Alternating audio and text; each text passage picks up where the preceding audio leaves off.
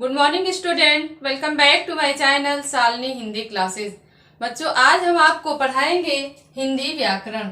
और हिंदी व्याकरण में आज हम आपको पढ़ाएंगे स्वर, क्योंकि इसके पिछले वीडियो में हमने आपको स्वर की परिभाषा बताई थी, पर उसके हमने भेद आपको नहीं बताए थे। तो आज हम वर्णमाला के अंतर्गत आपको आज हम बताएंगे स्वर के भेद कितने होते हैं। तो आइए जानते हैं हम स्वर किसे कहते हैं। ये हमने आपको परिभाषा बताई थी, पर आज हम फिर से जान लेते हैं कि स्वर किसे कहते हैं। तो आज हम जानेंगे स्वर के भेद के बारे में कि स्वर के कितने भेद होते हैं। देखिए बच्चों, जो ये वर्णमाला है, वर्णमाला के अंतर्गत आता है स्वर और व्यंजन, दो आते हैं। तो वर्णमाला जो वर्णों का व्यवस्थित समूह होता है उसे ही हम बोलते हैं वर्णमाला। और वर्णमाला के अंतर्गत आपका आता है स्वर। और स्वर की परिभाषा होती है कि जो स्वयं उच्चारित होते हैं, जिन्हें किसी और वर्ण की आवश्यकता नहीं पड़ती है, उसे हम क्या बोलते हैं? स्वर। स्वर में बोलते समय बच्चों हमें किसी भी वर्ण की आवश्यकता नहीं पड़ती। जैसे व्यंजन को जब हम उच्चारित करते हैं तो हमें स्वर की आवश्यकता पड़ती है, पर जब हम स्वर को बोलते हैं तो हमें किसी भी वर्ण की जरूरत नहीं पड़ती है। तो आइए आज हम जानते हैं कि स्वर के कितने भेद होते हैं। तो अगर अभी तक आप लोग मेरे चैनल पर नए हो तो आप लोग मेरे चैनल को सब्सक्राइब कर लो, ताकि जो भी वीडियो हम बनाएं वह आप तक सबसे पहले पहुंच सके। जानिए स्वर के कितने भेद होते हैं। बच्चों, स्वर के तो होते हैं वैसे 3 भेद। कौन कौन से होते हैं? नंबर 1 होता है हमारा ह्रस्व स्वर, ह्रस्व स्वर। और नंबर 2 होता है दीर्घ स्वर। और नंबर 3 जो होता है वो होता है प्लुत स्वर। बच्चों, जो ये प्लुत स्वर होता है इसका प्रयोग ज्यादातर संस्कृत में किया जाता है, और ह्रस्व स्वर और दीर्घ स्वर इसका प्रयोग हिंदी में किया जाता है।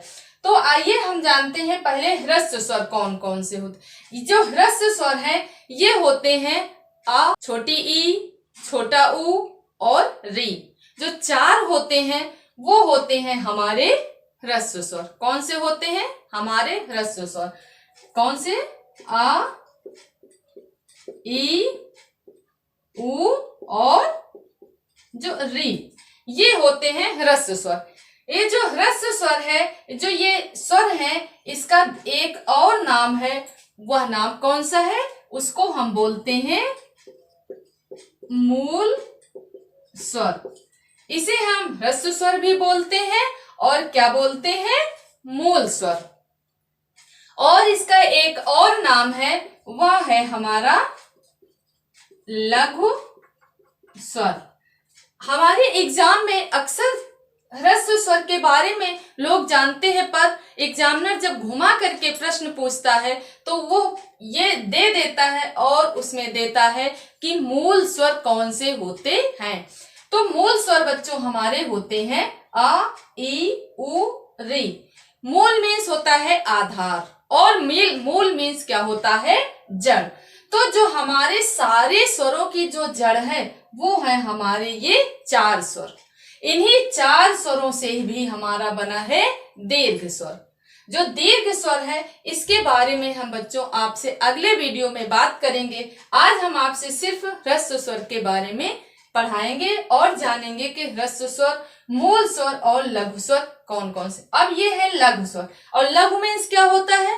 लघु मीन्स होता है छोटा, क्योंकि ये होते हैं छोटे। इनको बोलने में हमें कम समय लगता है, इनको बोलने में हमें कम समय लगता है, इसलिए हम इनको बोलते हैं ह्रस्व स्वर। मूल स्वर क्यों बोलते हैं? क्योंकि ये सारे स्वरों की जो जड़ है वो ये है 4 स्वर। और लघु स्वर क्योंकि ये छोटे हैं, ये बड़ा आ, बड़ी ई, बड़ा उ, इनसे सबसे क्या है? ये छोटे हैं, इसलिए ये बोले जाते हैं लघु स्वर। इसको उच्चारण करने में हमें ज्यादा कम समय क्यों लगता है? क्योंकि हम बोलते हैं अ, और अगर हम दीर्घ स्वर बोल देते हैं आ, तो उसमें हमें ज्यादा समय लगा। पर हमने बोला अ, फिर बोला ई, फिर बोला उ, तो इसमें हमें कम समय लगा। और जब हम उ आए तो इसमें हमें ज्यादा समय लगता है। तो बच्चों जो ये 4 हैं, ये कौन से हो गए हमारे? ये हो गए ह्रस्व स्वर। इन्हीं का दूसरा नाम है मूल स्वर और इन्हीं का तीसरा नाम क्या है? लघु स्वर। और 4 के बाद जो बचे हमारे 7 स्वर, वो हो जाते हैं हमारे दीर्घ स्वर। और जो ये प्लुत स्वर है, इसका प्रयोग हम संस्कृत में करते हैं और इसका जो स्वर का जो चिन्ह होता है वो हिंदी में इस तरह जो 3 होता है उस तरह बनता है। इस तरह बच्चों बनता है। जैसे हम लिखते हैं ओम, ओम जब हम पहले लिखते थे तो ओम में ये 3 बीच में लिखा जाता था, पर धीरे धीरे घट करके वो हो गया ओम। तो बच्चों इसकी बात तो हम आपसे बाद में करेंगे। फिलहाल आज हमने आपको ये ह्रस्व स्वर के बारे में बताया। अगर आपको इसमें कुछ ना समझ में आ रहा हो तो आप हमें कमेंट्स बॉक्स में लिख करके भेजिएगा। हम आपको अगले वीडियो में ज्यादा उदाहरण के साथ आपको बताएंगे। तो आज का हमारा यह वीडियो आपको कैसा लगा? अच्छा लगा होगा। वीडियो को लाइक करिए, चैनल को सब्सक्राइब करिए, ज्यादा से ज्यादा आप लोग शेयर करिए। मिलते हैं हम अपने अगले वीडियो में अपने नए टॉपिक के साथ।